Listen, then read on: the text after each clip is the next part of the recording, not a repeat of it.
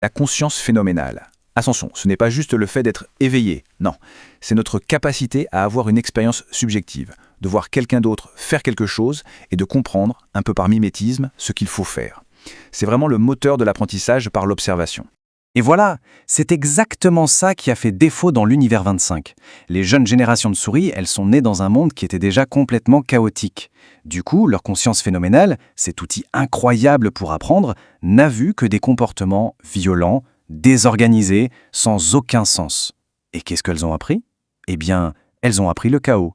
Et tout ça, ça nous amène à la conclusion la plus profonde, je pense, de toute cette expérience. Une conclusion qui redéfinit carrément le rôle de la conscience. On pourrait appeler ça le pont de la survie. Vous savez, dans le milieu des neurosciences, il y a une théorie qui traîne depuis longtemps. L'idée que la conscience ne serait qu'un épiphénomène. C'est un mot un peu compliqué pour dire que ce serait juste un effet secondaire, un sous-produit de l'activité du cerveau qui, au fond, ne sert à rien. Un peu comme le bruit que fait un moteur, il est là, mais il ne fait pas avancer la voiture. Un luxe inutile pour la survie, en somme. Sauf que l'expérience de l'univers 25 vient mettre un sacré coup de pied dans cette idée. Et cette citation, elle résume tout parfaitement. La conscience n'est pas un épiphénomène. Elle est le pont qui permet la transmission des usages, permettant aux espèces sociales de transmettre le savoir nécessaire à la survie.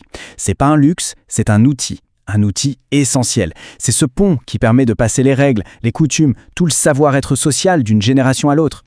Donc, la grande leçon de l'univers 25, c'est celle-ci. On peut avoir toute la nourriture, tout le confort matériel du monde. Si ce fameux pont de la transmission sociale est brisé, si la conscience ne peut plus faire son travail d'apprentissage et de régulation, la société est condamnée. La survie, ce n'est pas seulement une question matérielle, c'est aussi, et peut-être surtout, une question culturelle. Et ça nous laisse avec une dernière pensée, une question qui forcément dépasse le petit monde de ces souris. Cette utopie ratée, elle a montré à quel point ce mécanisme de transmission est fragile. Ce qui nous amène à nous demander comment est-ce qu'on fait, nous, pour protéger notre propre pont, ce pont qui transmet nos usages, nos savoirs, comment s'assurer qu'il reste solide? C'est une question qui, je crois, mérite qu'on y réfléchisse.